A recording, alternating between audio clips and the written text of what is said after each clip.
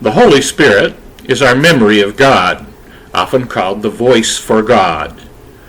It is the part of our mind that remembers God, but understands that we are dreaming.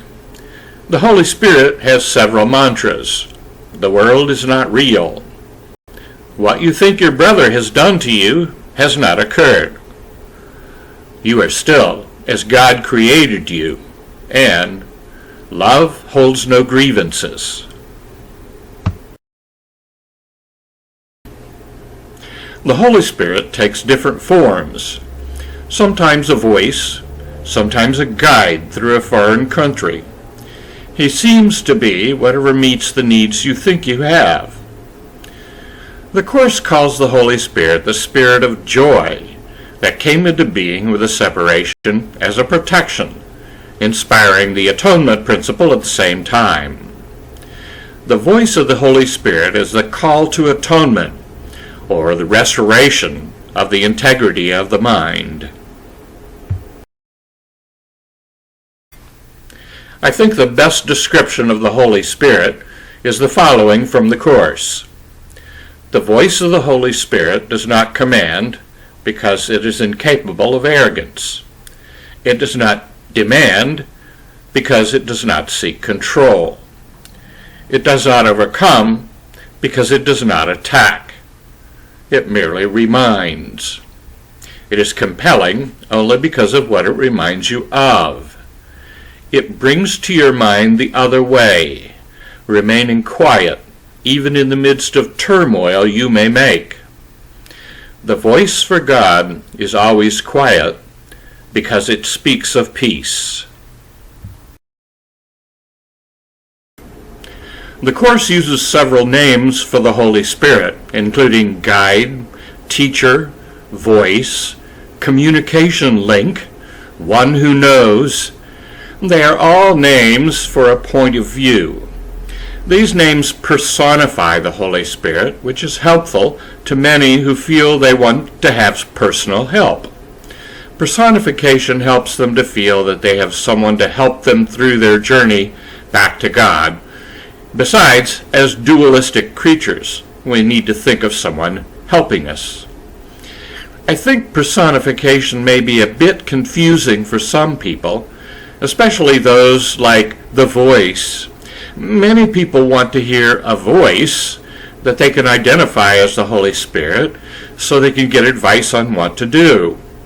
And when they don't hear that voice, or they're not sure whether the voice they hear is the Holy Spirit or the ego, they become discouraged and confused. Consider thinking of the Holy Spirit as a point of view rather than as a person. You can get in touch with the Holy Spirit by learning the Holy Spirit's thought system. That point of view is already in your mind, but you've suppressed it. Don't expect the Holy Spirit's point of view to come tumbling out of or into your mind in perfect order so that everything about the point of view is obvious. It doesn't work that way.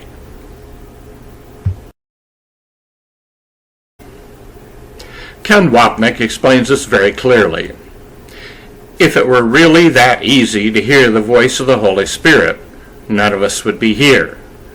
The whole world was literally made to silence his voice. And he says that even doing the workbook's 365 lessons is not going to bring us into that place in our minds where we can hear the Holy Spirit's voice.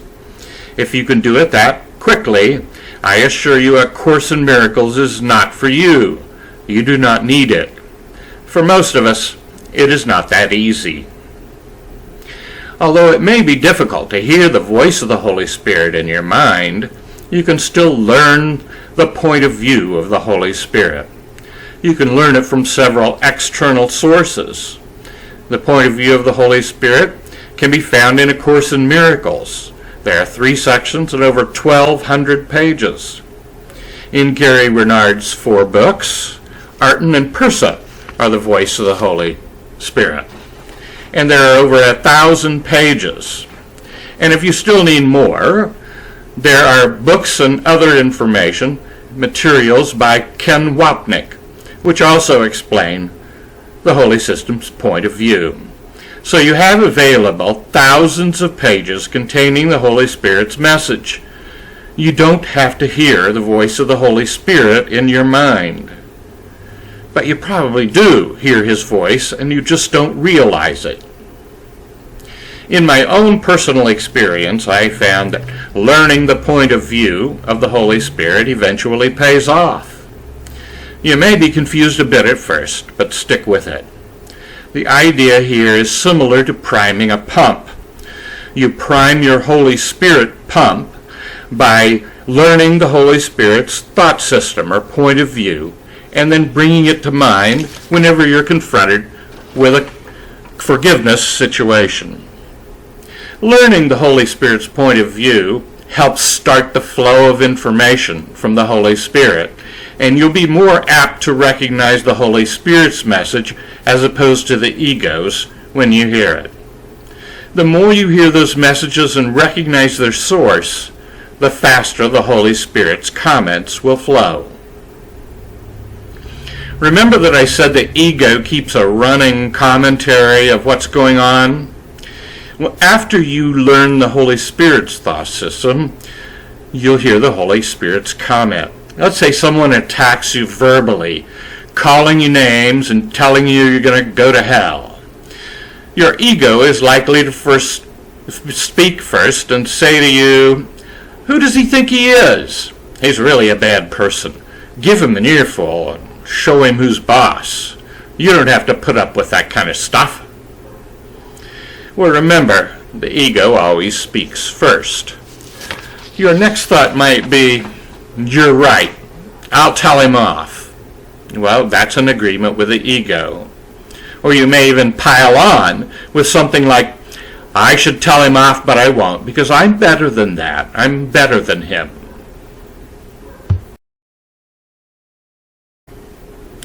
But if you can remember the Holy Spirit's thought system, you'll hear a different thought. Now, this is all an illusion, just a dream you're having. He's a projection of your own guilt, so there's no reason to be upset and no reason to attack. Just forgive him and yourself for dreaming it. Now that thought came from the Holy Spirit, and that means you're hearing his voice. You're hearing his voice when you simply remember to forgive in a situation like that.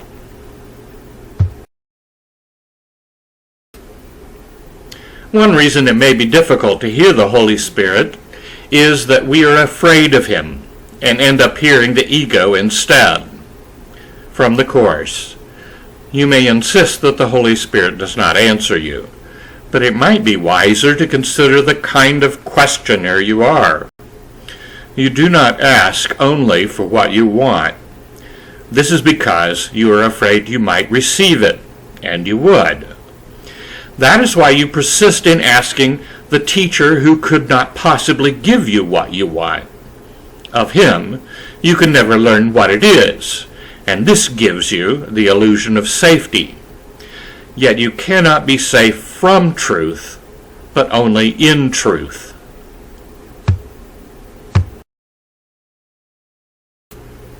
Our continuing forgiveness will gradually remove some of the blocks to hearing the voice of the Holy Spirit. The Course, in several places, even mentions our need to forgive Jesus and the Holy Spirit, and even God, for what they have not done to us. The Course also points out that we are not listening to the Holy Spirit when we don't forgive. When you react at all to errors, you are not listening to the Holy Spirit.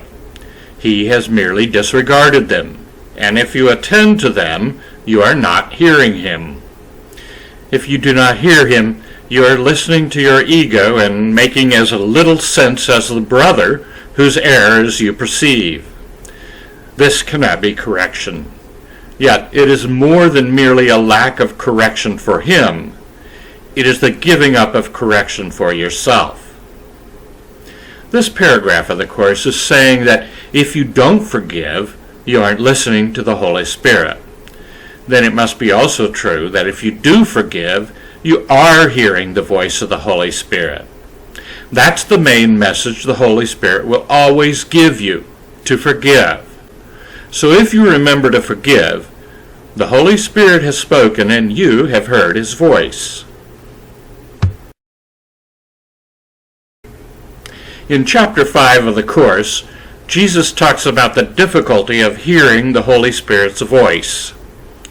The Holy Spirit is in you in a very literal sense. His is the voice that calls you back to where you were before and will be again. It is possible, even in this world, to hear only that voice and no other. It takes great effort and willingness to learn. It is the final lesson that I learned, and God's sons are as equal as learners as they are as sons.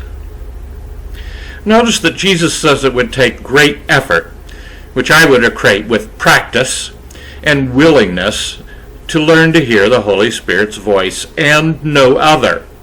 That is a very advanced state where the ego's voice is ignored until it gives up. Also note that learning to hear only the Holy Spirit was the final lesson Jesus learned. He'd learned everything else before the ego's voice went away. The good news for us is that we can learn it for ourselves because, as God's sons, we are equal as learners with Jesus. If you understand how the Holy Spirit thinks, or if you understand that point of view, then it will be easier to recognize the Holy Spirit's voice by the message it gives you. The Holy Spirit's message is the opposite of the ego's. Following are some examples. The ego believes you are a body. It goes to great lengths to convince you you are a body. The Holy Spirit knows you are spirit, not a body. The ego tries to tell you that what you do is important. The Holy Spirit knows that it is not important what you do, because what you do in an illusion can have no effect. Instead, it is only important how you think about what appears to take place. Arton says in Disappearance of the Universe, the ego says your thoughts are quite important. The Holy Spirit knows that only the thoughts you think with God are real, and nothing else matters. In heaven, you don't have to think at all. In fact, you are thought by God. The ego wants you to believe that others are guilty. The Holy Spirit views everyone as completely innocent. The ego tries to make you believe in the reality of the world and the universe. The Holy Spirit says, there is no world. The ego solemnly declares that death is real. The Holy Spirit says it's not, and no one ever dies. The ego celebrates our differences. The Holy Spirit realizes that we're all really the same, and we're joined together as one with God. The ego tells you you have problems to solve. The Holy Spirit realizes that the suppressed guilt in your mind is the only problem you really have, and he tells you how to solve it. The Holy Spirit's main message is to forgive, which is the subject of the next part, forgiveness.